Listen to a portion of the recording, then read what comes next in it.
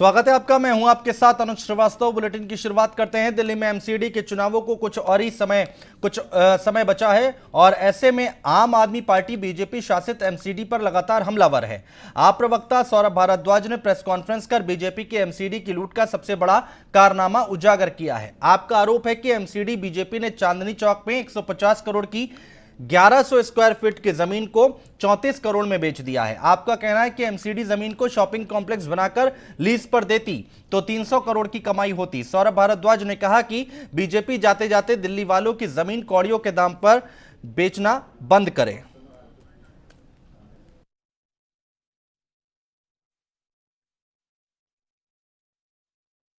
ग्यारह सौ square metre की कमर्शियल जगह एमसीडी ने मात्र 34 करोड़ के अंदर बेच दी। जिस जमीन के दाम कम से कम 125 करोड़ से 150 करोड़ रुपए होने चाहिए थे, एमसीडी ने इस हाई प्रोफाइल बिल्कुल कमर्शियल जगह को मात्र 34 करोड़ रुपए में बेच दिया है। और मुझे लगता है ये अब तक का एमसीडी का बिल्कुल खुल्लम खुल्ला जो लूट का सबसे बड़ा जो है कारनामा सामने आया है। कोई आदमी जो उस इलाके में रहता हो, मेरी कई वहां के ट्रेडर्स से बात हुई, कई दुकानदारों से बात हुई, वो लोग हैरान हैं, वो लोग शॉक में हैं कि ये कैसे हो सकता है कि एमसीडी इतनी बड़ी जमीन जो है मात्र 34 करोड़ रुपए के अंदर बेच सकती है। आप लोग भी इसके बारे में जानकारी निकालिएगा। साधारण तौर पर लोग ये कह रहे हैं कि अगर इस 1100 वर्ग मीटर में एमसीडी एक शॉपिंग कॉम्प्लेक्स बनाकर ही अगर दुकानें लीज पे दे देती तो कम से कम 300 करोड़ रुपए जो है एमसीडी कमा सकती थी। साधारण सा काम था जो एमसीडी का काम है, जहां पे इन्होंने खूब शॉपिंग कॉम्प्लेक्स बना के बेचते हैं। अगर यहां बना देते तो कम से कम 300 करोड़ रुपए लोग कमा सकते थे। मगर जाते जाते अपने लोगों को फायदा पहुंचाने के लिए ये काम किया जा रहा है। और इसी पर चर्चा करने के लिए हमारा खास पैनल हमारे साथ जुड़ चुका है। वीरेंद्र बब्बर जी हैं, प्रवक्ता हैं भारतीय जनता पार्टी से। वरुण पुरोहित जी हैं, नेता हैं कांग्रेस पार्टी से। विकास गोयल जी हैं, प्रवक्ता हैं आम आदमी पार्टी से। तो सबसे पहले गोयल साहब, मैं आपके पास आना चाहूंगा। क्या ये घपला क्या किया गया है एमसीडी की तरफ से, एक बार जरा आप तफसील से समझाइए।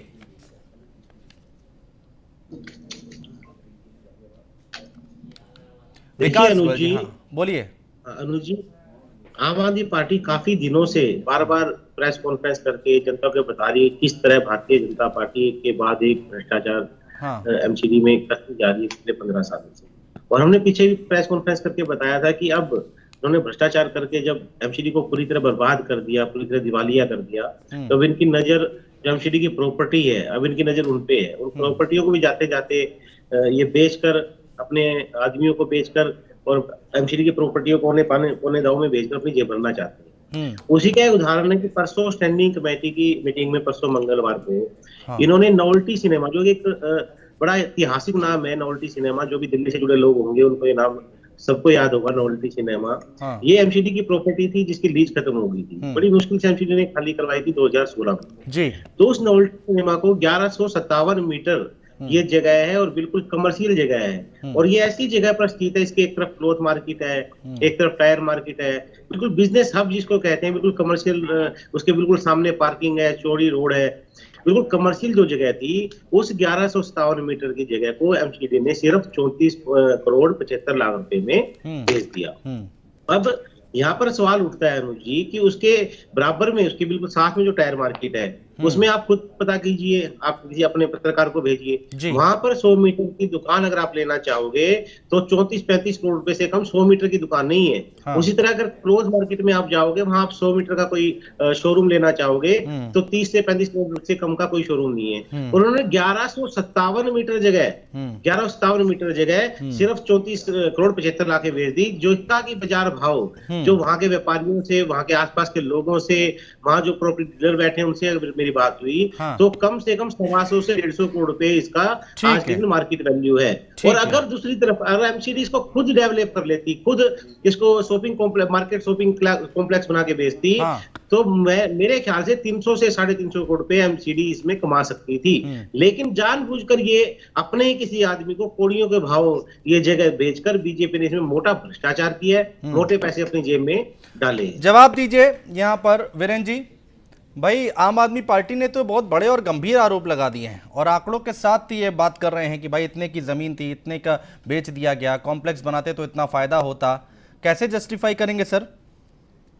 देखिए, आपको कहना चाहूंगा, एक बात बताना चाहूंगा, आम आदमी पार्टी का काम है हिट एंड रन, आरोप लगाओ और भाग जाओ। मैं आपको बताना चाहता हूं 1157 स्क्वायर मीटर का ये जो प्लॉट है, 34.75 करोड़ रुपए का एमसीडी के किसी अधिकारी ने, एमसीडी के किसी नेता ने घर बैठे नहीं बेच दिया। स्टैंडिंग कमेटी में प्रस्ताव पास हुआ। स्टैंडिंग कमेटी में आम आदमी पार्टी के 3 सदस्य हैं। परसों जब स्टैंडिंग कमेटी की बैठक चल रही थी, वो तीनों सदस्य वहां मौजूद थे। क्या किसी एक ने विरोध किया? सर्वसम्मति से ये प्रस्ताव पास हुआ। और देखिए, मैं आपको बताऊं, ई टेंडरिंग हुई इसकी। ई टेंडरिंग करने से पहले एक कंडीशन होती है कि आपको दिल्ली के देश के लीडिंग अखबारों में एडवर्टाइजमेंट देनी पड़ती है। 4 बड़े अखबारों में एडवर्टाइजमेंट दी गई। टाइम्स ऑफ इंडिया, मिलाप, जागरण, पंजाब केसरी। 29/1/2021 को इन 4 अखबारों में इसकी विस्तृत जानकारी के साथ एडवर्टाइजमेंट दी गई। 70,000 पर स्क्वायर फीट के हिसाब से सर्कल रेट बनता है रेजिडेंशियल एरिया का, उस जगह का जी। क्योंकि ये कमर्शियल एरिया है, इसलिए इंटू 3 कर दे हैं। तो 2,10,000 रुपया सर्कल रेट के हिसाब से बनता है। मिनिमम 24 करोड़ रुपया उस प्रकार से इस प्रॉपर्टी की कीमत बनती है। मिनिमाइज जो प्रॉपर्टी थी 34.50 करोड़ रुपए मिनिमम बिड के साथ इसे ई टेंडरिंग की गई, ओपन की गई। 4 बड़े बड़े लीडिंग अखबारों में एडवर्टाइजमेंट दी गई। उसके बाद 34 करोड़ 75 लाख रुपए की बिकी। 3 आदमी आम आदमी पार्टी के चुने हुए पार्षद, आम आदमी पार्टी के स्टैंडिंग कमेटी मेंबर उस स्टैंडिंग कमेटी में मौजूद थे जहां ये फैसला हुआ। उन तीनों में से किसी एक ने भी विरोध क्यों नहीं किया? क्यों नहीं किया? उनकी सहमति थी। इनका काम है केवल और केवल झूठे ठीक है, ठीक है, रहिए सर, आप हमारे साथ रहिए। गोयल साहब से इसका जवाब हम जरूर लेंगे कि भाई जब आपके सदस्य वहां पर थे तो उन्होंने क्यों नहीं यहां पर विरोध किया? जब यहां पर टेंडर निकाला गया, अखबारों में एडवर्टीजमेंट आया, तब आप कहां थे? हम आते हैं गोयल साहब आपके पास। आता हूं वरुण पुरोहित जी की बात ले लेते हैं। वरुण पुरोहित जी, इसको पूरे केस को हम समझे तो समझे कैसे? भाई वो अगर जमीन ज्यादा की थी तो कम में क्यों बेची गई? और गोयल साहब कह रहे हैं कि अपने ही किसी साथी को इन्होंने बेच दी जानने वालों को, तो इसको कैसे समझा जाए? देखिए, आरोप लगा रही है आम आदमी पार्टी, जो बहुत ज्यादा गंभीर है। राष्ट्र की राजधानी है दिल्ली, उसमें अगर ऐसा घोटाला होता है तो बहुत बड़ी बात है। इसकी जांच होनी चाहिए। लेकिन अभी बब्बर साहब ने भी ये कहा कि हमने पूरी प्रक्रिया अपनाई। अगर आपने पूरी प्रक्रिया अपनाई है, ई टेंडर किया है, ई ऑक्शन हुआ है, सब वो प्रक्रिया में, तो अगर 34 में बिके चाहे 24 में, आपको देनी पड़ेगी रिजर्व प्राइस जो आपने नगर निगम ने दी है। उससे अगर 100 रुपए भी ज्यादा कोई लेता है तो देनी पड़ेगी आपको, आपने ये ऑक्शन किया है तो। और अभी इन्होंने बताया कि इनके खुद के पार्षद आम आदमी पार्टी के बैठे थे, उन्होंने ऑब्जेक्शन नहीं किया। तो वो ऑब्जेक्शन नहीं किया, उसके बाद भी प्रेस कॉन्फ्रेंस क्यों करी? तो अगर ये क्लैरिटी गोयल साहब करेंगे कि हमने ऑब्जेक्शन किया नहीं किया, ये तो जो स्टैंडिंग कमेटी के मिनट्स होंगे वो पब्लिक हो, और ऑक्शन की जो प्रक्रिया हुई है जमीन की वो पब्लिक में हो। प्रक्रिया सही अपनाई नहीं अपनाई, समय दिया कि नहीं गया लोगों को, पार्टियों को, उस पर डिपेंड करता है। लेकिन आप बात कर रहे थे अभी नगर निगम आने वाले चुनावों की, तो अब जनता इस समय, पहले क्या होता था, जनता, दिल्ली की जनता बहुत पढ़ी लिखी समझदार है, एडवांस जनता है।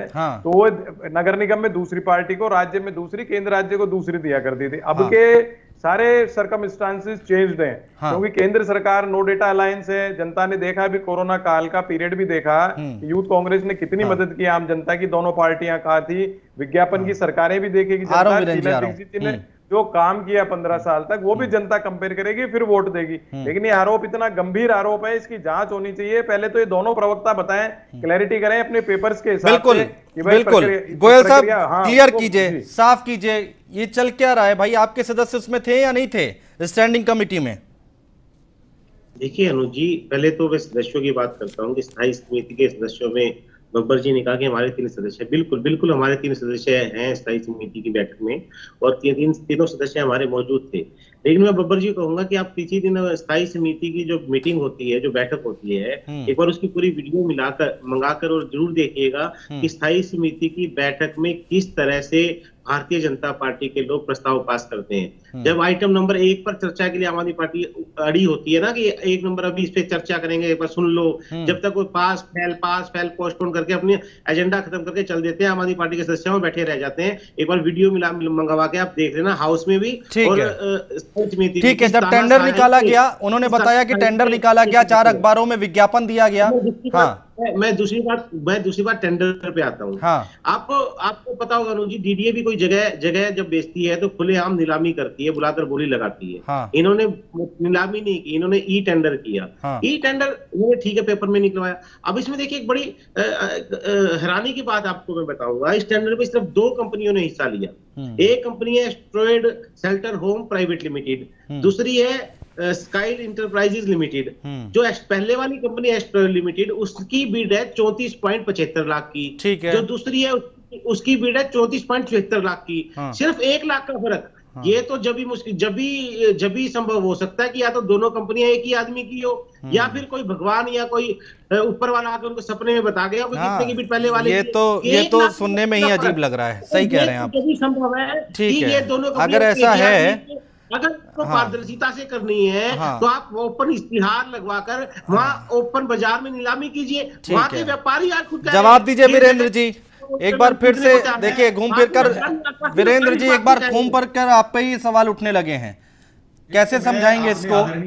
आदरणीय आम आदमी प्रवक्ता के अपने जो आम आदमी पार्टी के जो प्रवक्ता हैं आदरणीय भाई साहब, मैं उनको ये बताना चाहता हूं गोयल साहब को, मैं 4 साल लगातार स्टैंडिंग कमेटी मेंबर खुद रहा हूं, चेयरमैन भी रहा हूं। हाँ। और अगर पक्ष में भी रहे हम लोग, विपक्ष में भी रहे निगम के अंदर। हाँ। तो यदि मान लीजिए अगर रूलिंग पार्टी इस प्रकार से करती है, क्या आपने वीडियो रिकॉर्डिंग निकालने की बात निकलवाई है? दूध का दूध, पानी का पानी हो जाएगा। और मैं एक बात, चलिए ठीक है, जो गंभीर आरोप लगाए उस पर जवाब दीजिए आप। एक बड़ी बात, 2 कंपनियां आई, 34,75,000, ठीक है, मैंने उनके आरोप 34 करोड़ 75 लाख और 76 लाख, इसका थोड़ा समझाइए हमें। सर मेरी बात तो सुन लीजिए सर, मेरी रिक्वेस्ट है, मुझे 2 मिनट मौका दीजिए। मैंने उनके आरोप सुन लिए हैं, 10 सेकंड में अपनी बात खत्म करूंगा। 4 बड़ी अखबारों में जब हम एडवर्टाइजमेंट निकालते हैं तो हमने किसी को पढ़ने के लिए नहीं रोक रखा। अगर उसके अंदर 2 लोग पार्टिसिपेट करते हैं, हम जबरदस्ती 10 लोगों से पार्टिसिपेशन नहीं करवा सकते। और एक बात और बताना चाहता हूं, ये लीज होल्ड प्रॉपर्टी सेल हुई है, इसके बदले में 88 लाख रुपया साल का निगम को किराया भी मिलेगा। 2.5% के हिसाब से 88 लाख रुपया सालाना निगम की इसके अंदर आय भी रहेगी। लीज के दम के ऊपर ये प्रॉपर्टी इस प्रकार से इस टर्म्स एंड कंडीशन में बेची गई है। और ओपन टू ऑल थी माय डियर, जब डीडीए की आप बात करते हैं, जब ओपन नीलामी की बात करते हैं, जब ओपन नीलामी होती थी तो उस समय तरह तरह की बातें निकाली जाती थी कि कोई आदमी पैसों से दूसरे आदमी को मैनेज कर लेता है, कोई आदमी बदमाशी से किसी को मैनेज कर लेता है। ई टेंडरिंग सबके लिए आसान है, जो मर्जी आए। 4 बड़े अखबारों में एडवर्टाइजमेंट दी, लीडिंग न्यूज़पेपर है, कोई ये नहीं कह सकते कि किसी गरीब मोहल्ले के अखबार में एडवर्टाइजमेंट दी है। टाइम्स ऑफ इंडिया देश का प्रतिष्ठित अखबार है, मिलाप देश का प्रतिष्ठित अखबार है, दैनिक जागरण देश का प्रतिष्ठित अखबार है, पंजाब केसरी देश का प्रतिष्ठित अखबार है। आप किस प्रकार से बीजेपी के ऊपर या निगम के ऊपर एलिगेशन लगा सकते हैं? ठीक है, जबरदस्ती लोगों से गोयल साहब, तकरीबन 7.5 लाख रुपए किराया भी आएगा मोटे तौर पर अगर हम बात करें तो महीने का। 88 लाख रुपया साल का किराया। हाँ, उसी पर जवाब ले रहे हैं, उसी पर जवाब दे रहे हैं हम, उनका काउंटर से सुन ले। हाँ बोलिए अनुज जी। पहली बात जो बब्बर जी हमारे कह रहे हैं बार बार, ई टेंडरिंग की हमने 4 अखबारों में निकाली है, ठीक है, उन्होंने निकाली है ई टेंडरिंग की। पहले तो मैंने आपको बताया कि सिर्फ 2 कंपनियां आई, मैंने उनके रेट बताए, जो कि हैरानी की बात है, इतना कम फर्क कभी हो नहीं सकता। दूसरी बात, जब आप रिजर्व प्राइस ही उसका 34 करोड़ 60 लाख रुपए निकालोगे तो 80 करोड़ रुपए की बिड वहां पे कौन डालेगा? आपने उसका रिजर्व प्राइस इतना कम क्यों रखा? जब वहां का मार्केट रेट 100 करोड़ है तो आपने रिजर्व प्राइस उसका 34 करोड़ 60 लाख रुपए क्यों रखा? इसका जवाब देना बब्बर जी। बार बार इसलिए कह रहे हैं कि हमने टेंडर कर दिया, आपने तो अखबार में निकाल दिया। अरे भाई, आपने रिजर्व प्राइस इसका कम क्यों रखा? आप इस बात का जवाब दीजिए, पहली बात। दूसरी बात, ये अभी कह रहे हैं कि ओपन नीलामी में गड़बड़ होती है, क्या ये आज भी ओपन नीलामी नहीं कर रहा? तीसरी बात, जो सबसे गंभीर बात जो मैं आपको कह रहा हूं कि 2 कंपनी आई और दोनों में सिर्फ 1 लाख रुपए का फर्क, 1 लाख का फर्क। बब्बर जी इस पर भी जवाब दीजिए, 1 लाख का फर्क कैसे? देखिए सर, आप एक बात को समझिए, ये तो भगवान जानता है कि 1 लाख का फर्क कैसे है। 1 रुपए का भी अगर फर्क होता, निगम के चुनाव हो, विधानसभा के चुनाव हो, लोकसभा के चुनाव हो, आपने देखा होगा, इतिहास गवाह है, एक एक वोट से लोग चुनाव जीतते हैं। और जो एक वोट से चुनाव अब जीतते हैं, कहाँ तो वोट के चुनाव से बब्बर जी आप कैसी बातें कर रहे हैं? 1 लाख रुपए टेंडर निकलते हैं, हमें पता है कि कहाँ पर क्या होता है। देखिए, नहीं कहाँ खेल होता है ये समझ में आता है। यहाँ पर टेंडर की बात हो रही है और करोड़ों रुपए की बात हो रही है, आप एक एक वोट गिना रहे हैं। मैं एक वोट की बात नहीं कर सकता। हाँ। आप अगर 1 लाख रुपए का आपको इसकी जांच करवानी है, मैं तो मेरी बात का जवाब दीजिए ना। 3 मेंबर वहां स्टैंडिंग कमेटी में मौजूद थे आम आदमी पार्टी के, क्यों नहीं किसी ने विरोध किया? आप मेरी इस बात का तो जवाब ले दीजिए मेरे को। नहीं, ये एक पॉइंट है। आता हूं गोयल साहब, आता हूं। पुरोहित जी, यहां पर एक बात तो समझ में आती है आम आदमी पार्टी की, और जो सही है वो सही है, जो गलत है वो गलत है। टेंडर निकाला है इतनी महंगी जमीन का, अब वो कह रहे हैं भाई ज्यादा है कम है, चलिए हम उस पर भी नहीं जाते हैं, लेकिन मात्र 1 लाख का फर्क आएगा, 2 कंपनी टेंडर डालेंगी। तो ये आप तो रहे हैं सत्ता में, कई राज्यों में सरकारें चलाई हैं, टेंडर की प्रक्रिया आप भी समझते होंगे और कहां खेल होता है वो भी समझते होंगे। तो यहां समझ में आ रहा है क्या आपको? अनुज जी, ऐसा है, दोनों प्रवक्ता क्लैरिटी नहीं कर रहे हैं। हाँ। ये टेंडरिंग की व्यवस्था एक कोरोना काल में सबसे ज्यादा उसमें देखने में आई है कि रात को ही टेंडरिंग करी, सुबह बेच दी चीज को, या रात को दवाइयों का मामला हो, कोई भी मामला, ये टेंडरिंग इस कोरोना काल में बहुत ज्यादा चली है। ये ऑक्शन जो था वो ट्रांसपेरेंसी के लिए माना जाता था। ग्लोबल टेंडर का वर्ड इसलिए आया गया था कि भाई इससे ट्रांसपेरेंसी आएगी। अब ये 2 पार्टी भाग लेती हैं कि 3 पार्टी भाग लेती हैं तो कोई क्वेश्चन नहीं है। और 1 लाख का डिफरेंस भी आप कह रहे हो, अपन क्वेश्चन सोच सकते हैं ऐसी बात। हाँ। लेकिन मैं कह रहा हूँ 50,000 का डिफरेंस भी आ सकता है। हाँ। लेकिन अगर इसमें प्रक्रिया में कोई गड़बड़ हुई है, हाँ। तो आम आदमी पार्टी ने आरोप लगाया, क्यों नहीं आप कोर्ट चले गए? आपकी सरकार है, आप जाके स्टे ले लो उस प्रक्रिया पे। और अभी उनकी बब्बर साहब की बात भी सही, इनके अगर आदमी थे, इन्होंने कहा साहब वो अपनी मर्जी से तानाशाही तरीके से पास करते हैं। अरे भैया बाइकआउट कर देते तीनों, उसी समय आपके जो मेंबर्स थे सेम डे बाइकआउट करके प्रेस में दे देते साहब ये गलत प्रक्रिया कर रहे हैं। अगर गलत प्रक्रिया हुई है, घोटाला हुआ है, तो इनको आम आदमी पार्टी को तुरंत लीगल ठीक बात है गोयल साहब, क्यों नहीं भाई इस पे आप एक्शन लेते हैं? दूसरी बात क्या है, मैं कंप्लीट कर लूं कि भारतीय जनता पार्टी की जो आज की मोदी सरकार है, एक परसेप्शन क्रिएट हो गया पूरे देश में, ये सब कुछ बेच रहे हैं, सब कुछ बेच रहे हैं। तो ये अगर सही बात भी कर रहे होंगे तो भी जनता देखेगी वो ये सब कुछ बेच रहे हैं। और ऐसी क्या जरूरत पड़ी 6 महीने बाद ही चुनाव है कि आपको इसी समय जमीन बेचनी थी? ठीक वो है, क्लैरिटी करिए कि आपको पैसे की आवश्यकता। पहले गोयल साहब अपनी बात रख लीजिए, फिर मैं आता हूं बब्बर साहब आपके पास। 20-20 सेकंड है सर, मेरे पास समय बचा नहीं है, शॉर्ट में बोलिएगा थोड़ा। गोयल साहब शुरुआत आपसे। देखिए अनुज जी, सबसे पहला जो मेरा जो सबसे पहला कहना है, मैं बार बार बब्बर जी एक सवाल का जवाब पूछ रहा हूँ जिसका जवाब वो दे नहीं रहे कि रिजर्व प्राइस इतनी कम क्यों रखी गई? रिजर्व प्राइस तो रूलिंग पार्टी ने रखी है, उसमें और 34 करोड़ 60 लाख रिजर्व प्राइस रखी गई, ये इतनी कम क्यों रखी गई जबकि बाजार का रेट वहां पर 100 करोड़ के आसपास है, 100 से 150 करोड़ है। दूसरी बात, इन्होंने कहा कि पहले ऑब्जेक्शन क्यों नहीं किया? आपको ध्यान होगा जब ये बेचने का प्रस्ताव लेके आए थे उस टाइम भी हमने प्रेस कॉन्फ्रेंस करके इसका विरोध किया था। तीसरी बात ये कह रहे हैं कि हमारे स्थायी समिति के सदस्यों ने विरोध नहीं किया। मैंने आपको कहा आप वीडियो मांगे, हाँ ठीक है, अब ठीक है, मैं समझ गया, वो बात आप बोल चुके हैं। बब्बर साहब आपका समय शुरू हो गया, बोलिए। बोलिए, जवाब दीजिए।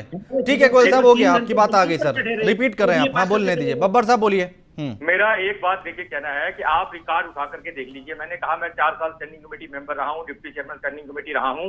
अगर इस प्रस्ताव से इस प्रकार से कोई प्रस्ताव पास होता है, विपक्ष का धर्म बनता है वो उसका विरोध करे, बाइकआउट करे और तुरंत जो है कमिश्नर को लिख करके रिसीविंग ले कि इस प्रस्ताव को जो आप, और अगर मान लीजिए उसके अंदर विरोध किया जाता, तो देखिए हमने ऐसे प्रस्ताव पास होते देखे हैं, विपक्ष विरोध करता था, वोटिंग भी होती देखी हमने कि ये 10-7 से पास हुआ, ये 8-9 से पास हुआ, ये 6-4 से पास हुआ। आप विरोध करते रही, आपने क्यों नहीं विरोध किया? एक दिन के अंदर तो ये प्रक्रिया पूरी नहीं हो गई सर। 150 करोड़ की जमीन को 34 करोड़ में बेच दिया, उस पर भी जवाब दे लीजिए जल्दी से। मैं आपको ये जवाब देखिए, मेरी एक बात तो समझ लीजिए छोटी सी।